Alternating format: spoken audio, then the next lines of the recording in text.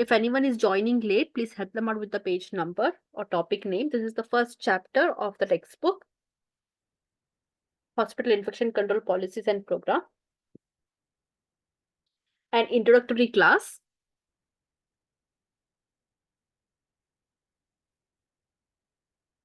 So we'll discuss about the basics of infection control. Okay. The policies, infection control policies that is applied in a hospital. Okay. What all comes in the infection control policies and program that you have to be ready for when you work as an infection control nurse or an infection control officer for a hospital. The first thing in infection control prevention and infection prevention and control. Okay, this is the most practical and evidence based approach that we practice in a hospital. Okay, if we use this to prevent uh, any disease conditions or any avoidable infections that you can prevent between patients and healthcare workers. Okay, so what all things you will do, what all things you do to prevent the patients and healthcare workers in avoiding infections as much as possible, all those strategies comes under infection prevention and control. Okay, and it requires a constant action at all levels of healthcare system. Okay, including, not it is not just the job of nurses or doctors to take care of infection control.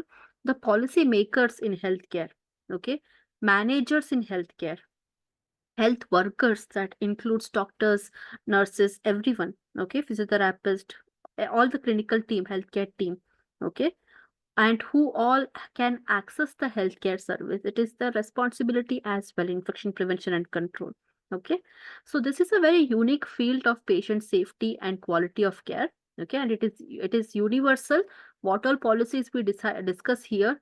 Okay, whatever chapters we will discuss in this entire program, it is universal. It applies everywhere. Okay, at every healthcare interaction, all these policies will be effective. If your infection prevention and control policies are defective, it can lead to morbidity, it can lead to mortality, it could lead to increased patient disease rate, increased patient death rate, increased patient's length of stay in hospital, and the cost. When you stay for a longer period of time in hospital, the cost will also pile up. Okay, and without a proper infection prevention control, it is impossible to achieve a quality healthcare delivery at healthcare level.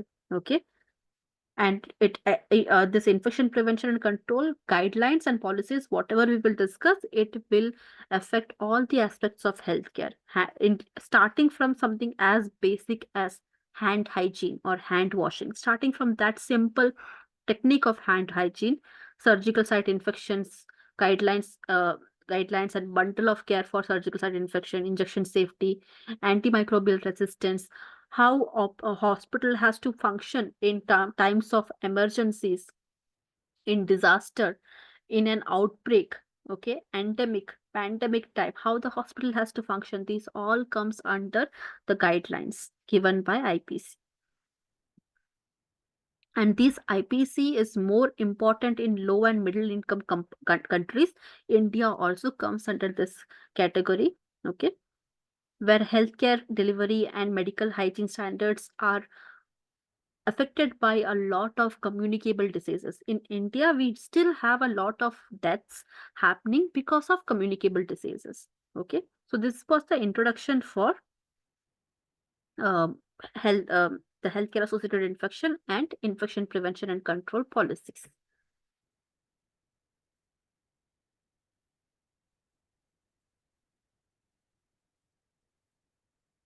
So in this course, in the ICM course, infection control and prevention, it provides high quality healthcare for patients, safety, safe working environment for healthcare staff. Okay, and the entire course will outline principles and practices that you have to follow for infection control, which are essential for prevention and management of infection in hospitals. Okay, you have to use a lot of database tools, etc. Okay, Healthcare associated infection are also an ongoing problem, and we, as a healthcare authority, we cannot ignore it. Okay, we have to fight it. We have to fight the healthcare associated infection. Post COVID, all these strict policies regarding infection prevention and control has come into the surface level, up to the surface level.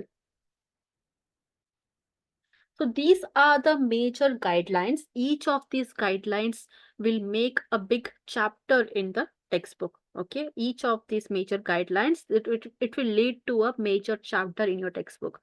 Okay, so first is the guidelines for prevention and control of infection. Okay, the basic infection prevention control.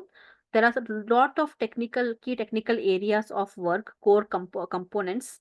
Okay, just a minute, give me 1 minute.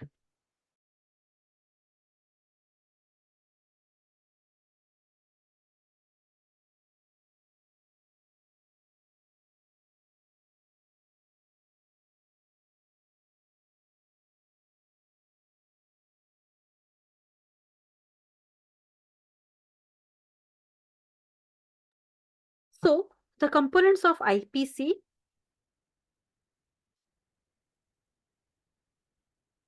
there are a lot of implementation strategies as well. Okay, like antimicrobial policy, surveillance, disinfection, isolation, outbreak management. Okay, they all come under the different components of infection control. Decontamination, reprocessing, which reprocessing includes all your disinfection policy, sterilization policy.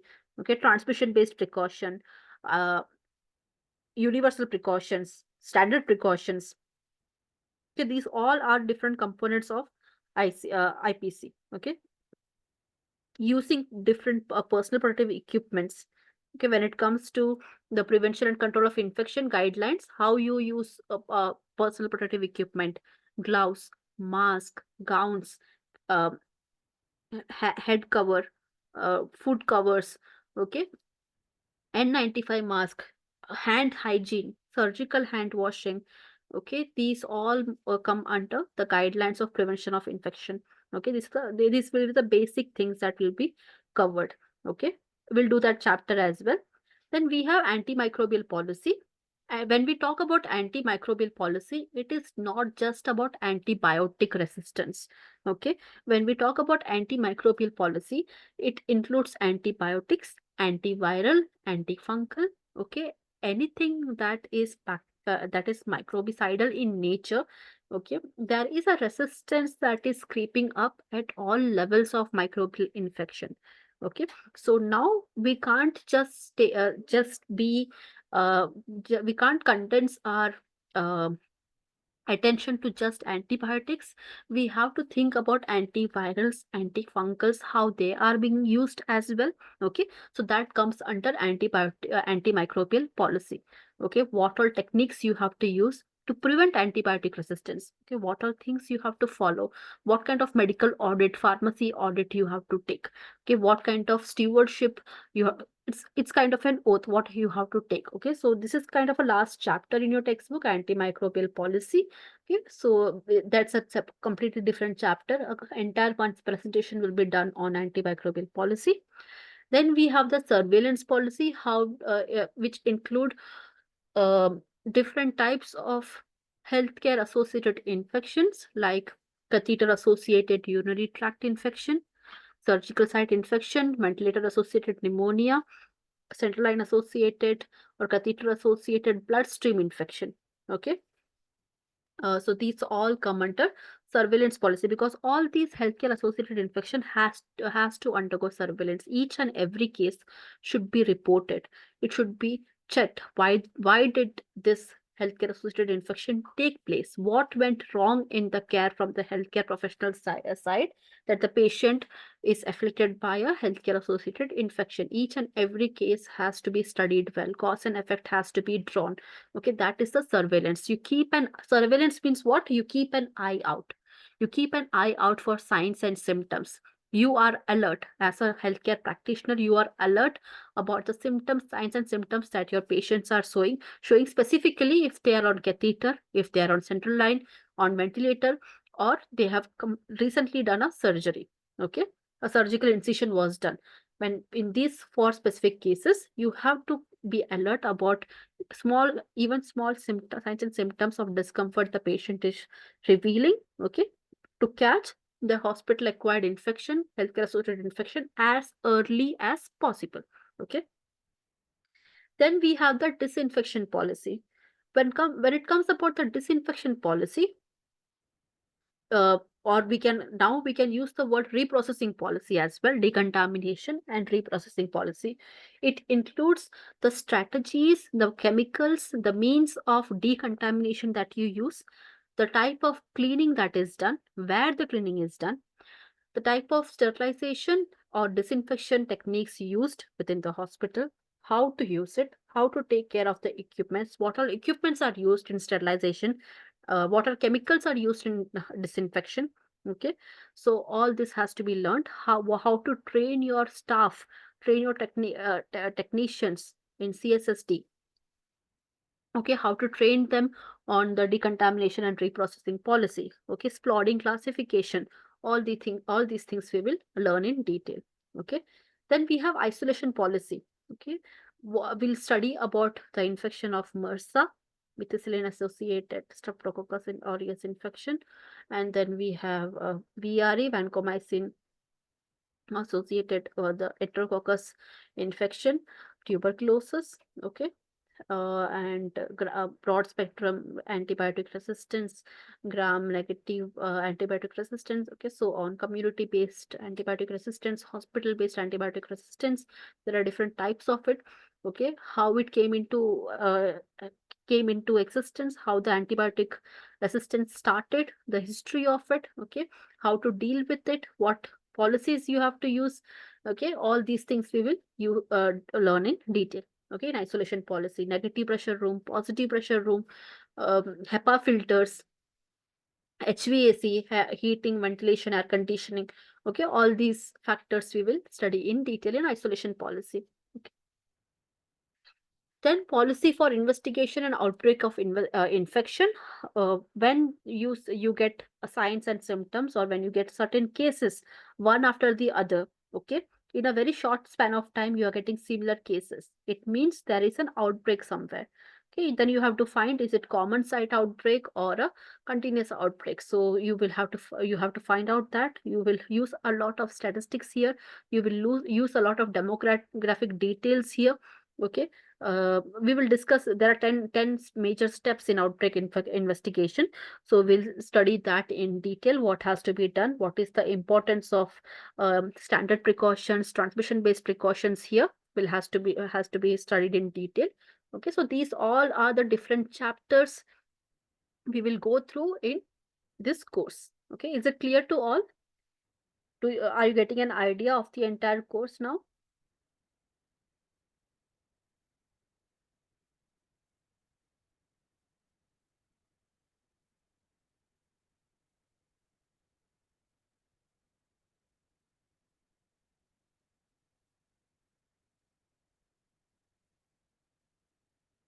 Now coming to the hospital infection control committee. In short, we call them as HCC.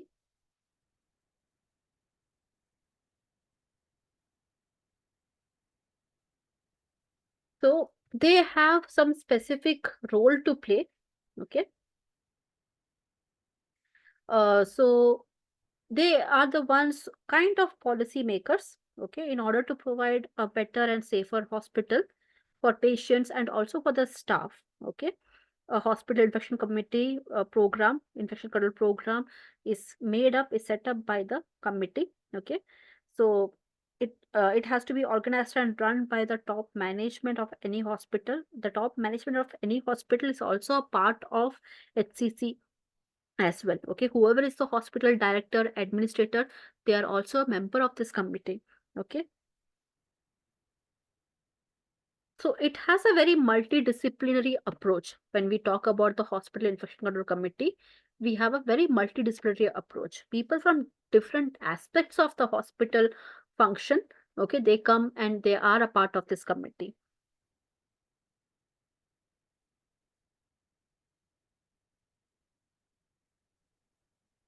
So they have to maintain a surveillance over all the healthcare associated infection. So every department, okay, department of medicine, surgery, ENT, ophthalmology, dermatology, okay, all the HODs of them, of these departments, when they are paying their regular inpatient ward visits and all, they will keep an eye over signs and symptoms that can lead to healthcare associated infection, okay. And the nurses, they will guide the nurses also, interns also, to take a close look at it. Main function is to identify first. When you do a surveillance, only then you can identify. If you're not looking for it, you will not see it. If you're looking for it, you will see it. That is the motto here. That is surveillance. Okay. If you're looking for it, you can actually see it happening. Okay. You will not miss it. That is the motto of surveillance of healthcare associated infection. So identify. When you do surveillance, you will identify the signs and symptoms. And once you identify initially the cases that come under healthcare associated infection, report it immediately. Report it means document it. Okay. Report it means document it. If it is not documented, it's understood that it is not reported. Okay. Everything that you identify as critical has to be documented. So you create a report on it. Once the report is made, once the report is submitted, you will get an order to analyze it further. Okay. And once you start analyzing, you will find a mistake. You will investigate why this happened. You will use 5 eye technique, cause and effect diagram. Okay, these are different tools that you can use to go to the root cause of this, how it happened. Okay, so you will do your investigations and analyze it using 5 eye technique, cause and effect diagram. And once you get the root cause, once you get the culprit, once you get the main cause of why, because of these reasons, okay, things went wrong, you can better control it next time. Okay, only when you know the root cause, you can prevent it.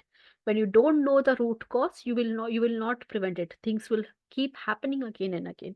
Okay, so this is the strategy you use in controlling the hospital acquired infection, healthcare associated infection. Develop and implement preventive and corrective programs for infection hazards. Okay, uh, kappa, okay, corrective action, preventive action. Something went wrong, okay, so things will still go wrong. You will not have a lot of control. You can minimize the errors as much as possible, but somewhere or the other things may go wrong. Okay, so that's when you have to do kappa, corrective action and preventive action. So something went wrong. What can we do right now? Okay, you can't sit and have a long explanation of that. Immediately an action has to be taken to solve the situation so that it does not catch its fire. Okay, so corrective action has to be done first. Take a solution first, then sit, discuss, analyze. Okay, take how much of a time you want to come up with a preventive program. Just give me a moment.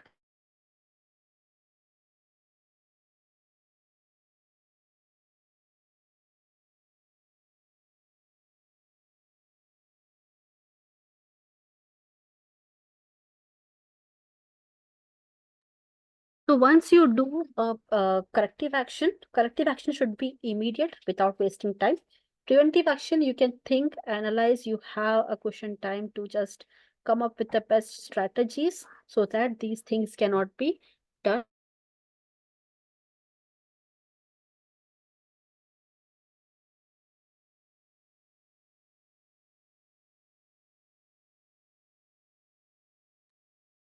Okay, so that's about kappa.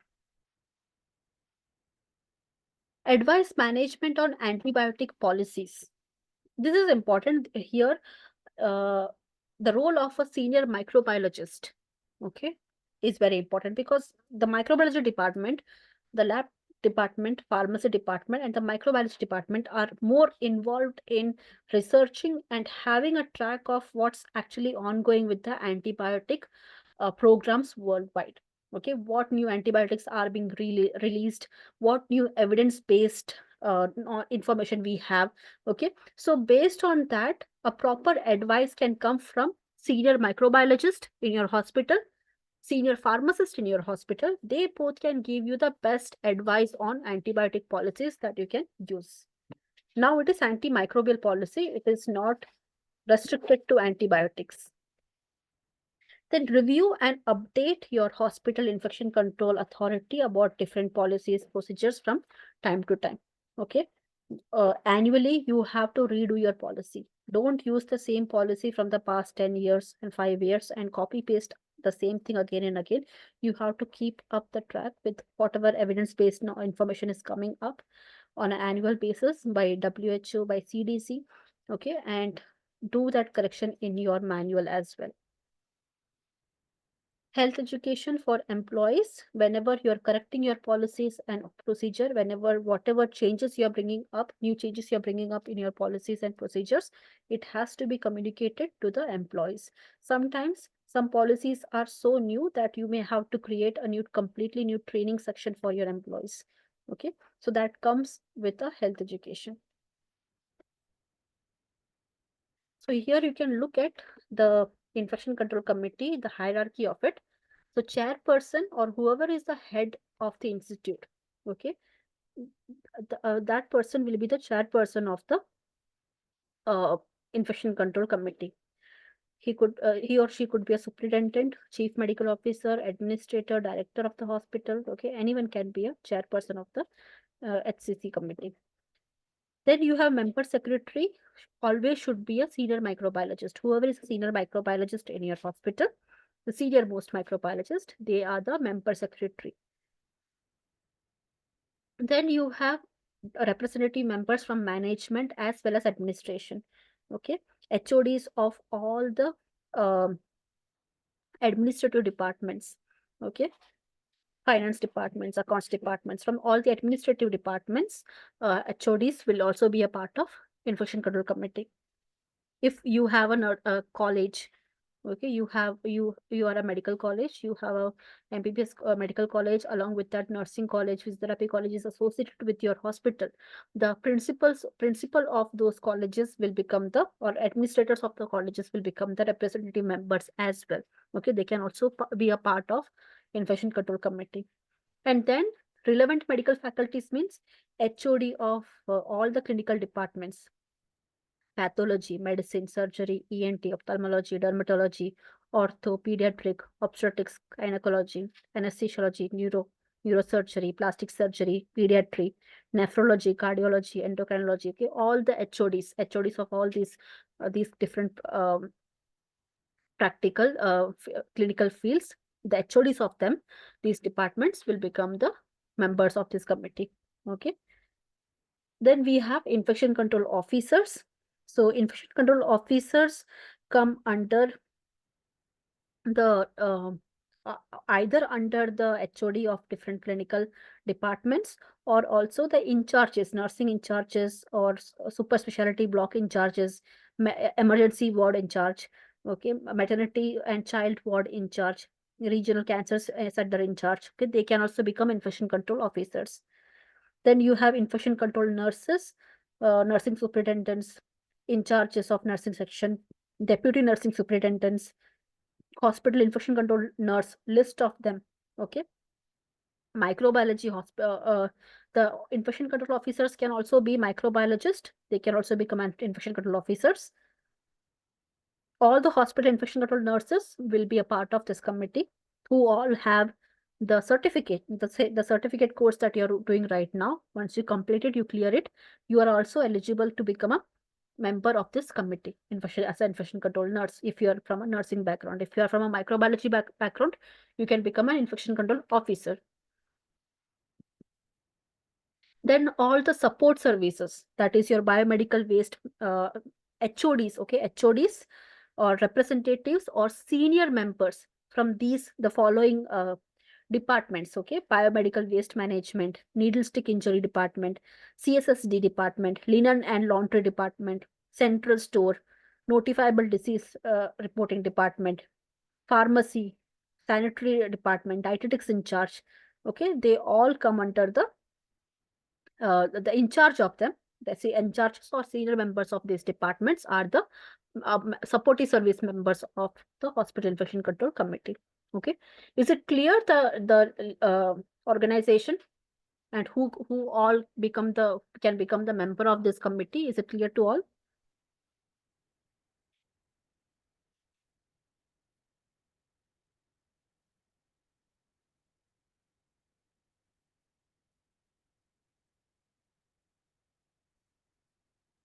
Then coming to the core infection control team, ICT, infection control team. When we talk about the infection control team, committee is different from team. Okay, in committee, reporting, policy making, okay, uh, um, guidelines making. Okay, these things are the main function of the committee.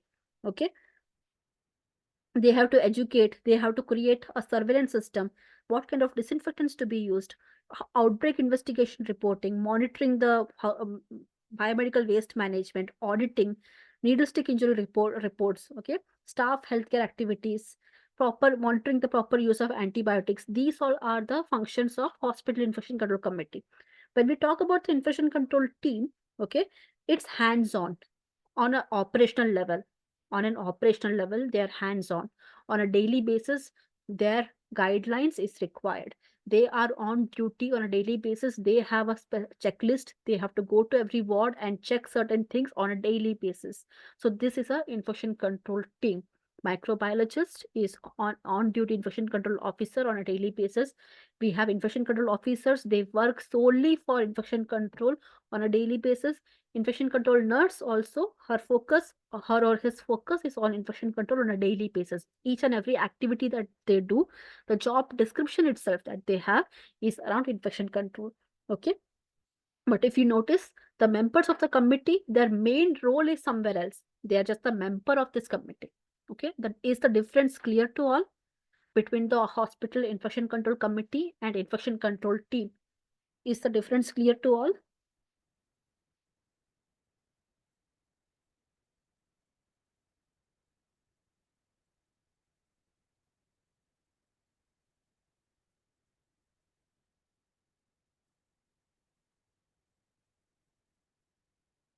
So, coming to the education and training of healthcare staff by the infection control team, okay. So, nurses, MBBS students, interns, residents, and other staff, they should learn about the principles of infection control. You have to stress them on their individual responsibilities for infection control. Okay, and before training them, first check how much they know. Check the awareness program. Okay, check how much they know, assess their training needs. Maybe they know already a lot, they know, you just require small training. Some specific training has to be given. Okay, sometimes they don't know anything, you may have to start from scratch. So first assess the training needs, what things they know already, and from there you have to start. On job training has to be started. Even once you hire a person, on job training will be given. They are working, but along with their work, so 1 hour training or 1 hour classes they have to attend. In service education is also given. Organize regular training programs once a week, once a month. Okay, every nurse has to undergo an infection control training, and as an infection control team you have to organize it. Microbiologist, officer, and nurse.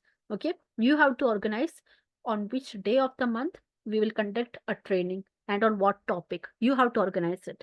Okay, day, venue, event, who all will attend, how many participation you require.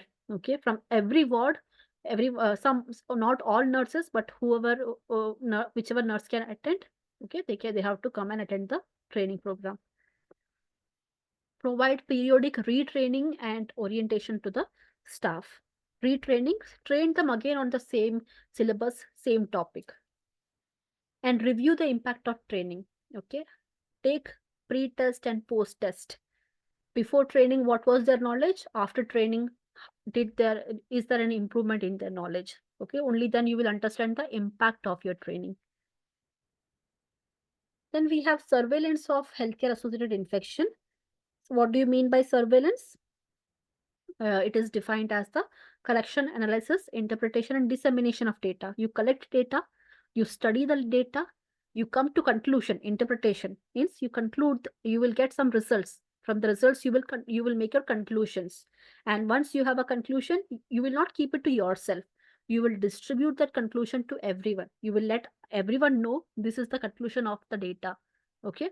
So when you do all these things, it's said that you are doing a surveillance. Okay. So develop a system of surveilling, of identifying, reporting, analyzing, investigating, and controlling hospital-acquired infection, not just hospital-acquired infection, but also antimicrobial resistance, environmental surveillance, staff skin flora surveillance on the skin of the staff. Are they a carrier to any disease condition? That also you have to check. Okay, so these all surveillance is also done. So continuous monitoring of incidents of infection rates, okay, continuous monitoring of trends and detection of hospital outbreaks. These are the things that you have to monitor. Okay, what is the number of infection we are seeing on a daily basis, uh, as compared to last week, as compared to last month? Is there an increase or decrease in the infection in our hospital? Okay, do we see a pattern of hospital outbreak recently? Early warning signs, an investigation of infection problem has to be given. Catch these things as early as possible. Okay, plan an intervention, give an intervention to control, because once you understand what type of infection it is, only then you can intervene. Okay, transmission based precautions. Is it droplet, direct, airborne? Prioritize resource allocation. Okay, high risk areas will get maximum resources, low risk areas will get less resources. Every year budgeting in the hospital is done. Okay, every year you have to do budgeting of the hospital. Okay, so when you are doing budgeting of the hospital, some departments, especially the high risk departments, will get maximum investment. Low risk departments will get low investment. So that is how you prioritize your money and other resources. And that's how you allocate resources to different departments. Examining the impact of interventions. After doing all these interventions, after taking all these actions, you can't just blindly take actions and leave it as it is. Okay, you have to look back and see, is your actions worth your time? Okay, is your actions giving you exact results what you want? Okay, you have to examine that as well. If your actions are not giving positive impact, you have to review your own actions. You have to review your own training. You have to review on your own data collection or information. Okay, gaining information on overall quality of patient care. Do a customer satisfaction survey or patient satisfaction survey. You'll get an answer to it. So these are the different components of surveillance system. This you can read from the textbook. Okay, high risk areas, active surveillance case definition. Just read from the textbook.